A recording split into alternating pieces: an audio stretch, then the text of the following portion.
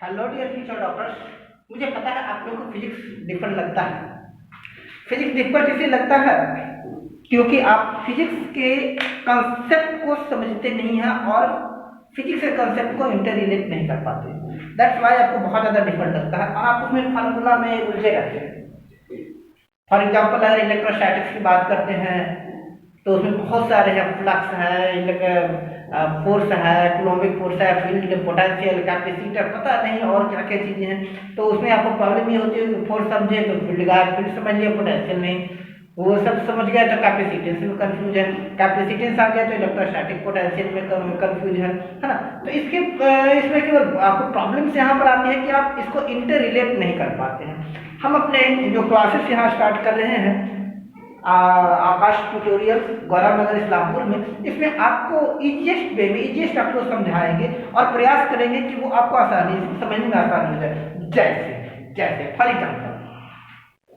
Example मान लीजिए यहाँ पर एक चार्ज है Q1 और एक चार्ज यहाँ पर है Q2, इनके बीच का सेपरेशन R है, ठीक है। अब इलेक्ट्रोस्टैटिक्स में होता है चार्ज एट रेस्ट, ये दो चार्ज रेस्ट पर है। अब इसमें आपको कहेगा फोर्स निकालिए, इसके लिए कहेगा फील्ड निकालिए, फिर कहेगा कैपेसिटेंस क्या होगा, इलेक्ट्रोस्टैटिक पोटेंशियल एनर्जी क्या है, पोटेंशियल क्या है। यहाँ पर काफी सारे कंसेप्ट आपको डिफिकल्ट लगता है बट बहुत आसान है। जैसे कूलॉम्स का पहले याद कर लीजिएगा, ठीक है। कूलॉम्स लॉ से क्या कहता है, इलेक्ट्रोस्टैटिक फोर्स इक्वल टू क्या कहता है 1/4 pi epsilon not Q1 Q2 upon R। ये तो ठीक है, फोर्स निकल गया। फोर्स क्या है 1/4 pi epsilon not Q1 Q2 upon R। अब यहाँ से आता है फील्ड निकालना। मान लीजिए कहता है फील्ड, तो फील्ड के लिए क्या कहते हैं, टेस्ट चार्ज रखते हैं ना। तो टेस्ट चार्ज रखते हैं तो क्या करते हैं, देखते हैं कहाँ पर फोर्स एक्सपीरियंस कर रहा है, यानी फील्ड निकालने के लिए भी फोर्स का कंसेप्ट आया, बट एक दूसरा चार्ज टेस्ट चार्ज हो गया। तो एक टेस्ट चार्ज है, टेस्ट चार्ज को हटा दीजिए, उस टेस्ट चार्ज को हटा दीजिए। तो अब एक इसमें एक ही चार्ज रह गया, तो फील्ड क्या हो गया, फील्ड हो गया 1/4 pi epsilon not Q upon R। क्योंकि एक टेस्ट चार्ज हटा दिए, दैट इज कॉल्ड, आप फील्ड को ऐसे याद रख सकते हैं, फील्ड क्या हो गया फोर्स अपॉन चार्ज। फोर्स को आप चार्ज से डिवाइड कर दीजिए, निकल गया। फोर्स को चार्ज से डिवाइड कर दीजिए, क्या निकल गया फील्ड।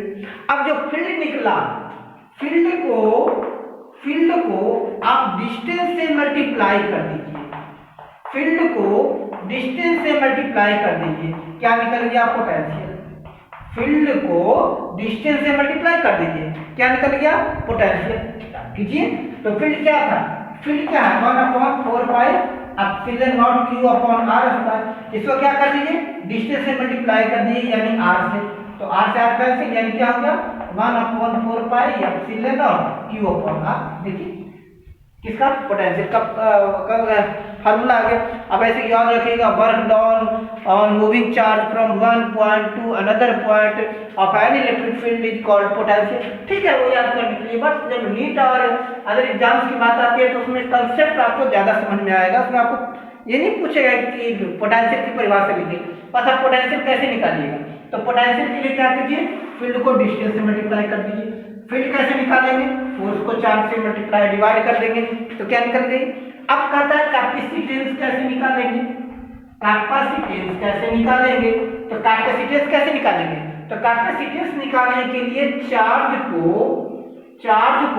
पोटेंशियल से डिवाइड कर दीजिए, चार्ज को पोटेंशियल से डिवाइड कर दीजिए, यानी चार्ज क्या है Q और पोटेंशियल क्या है 1/4 pi epsilon not Q upon R। ठीक है, अब देखिए तो सिंपलीफाई कीजिए तो क्या हो गया, Q से Q कैंसिल, यानी ऊपर जाकर क्या हो गया 4 पाई एप्सिलॉन नॉट R। ये क्या निकल गया कैपेसिटेंस। कितना इजी है, क्या करना है, फिर समझ लीजिए।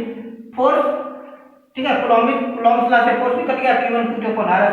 फोर्स को चार्ज से डिवाइड कर दिए, फील्ड निकल गया। फील्ड को डिस्टेंस से मल्टीप्लाई कर दिया, पोटेंशियल निकल गया। अब चार्ज को पोटेंशियल से डिवाइड कर दिया, क्या निकल गया कैपेसिटेंस निकल गया। कितना आसान है, 2 मिनट में सारा कुछ क्लियर हो गया। 2 मिनट लगा, 2 मिनट में सारा कुछ समझ गए हम लोग, पोटेंशियल, फील्ड, कैपेसिटेंस।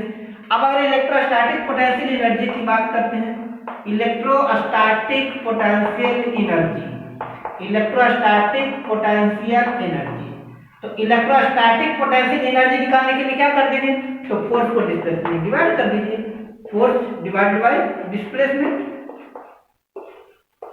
यानी इन दोनों के बीच कितना फोर्स लग रहा है तो डिस्प्लेसमेंट डिवाइड कर दीजिए। तो फोर्स क्या हो गया 1/4 pi epsilon not q1 q2 upon r square. इसको किससे डिवाइड करना है, r स्क्वायर से, तो इनटू r स्क्वायर हो गया।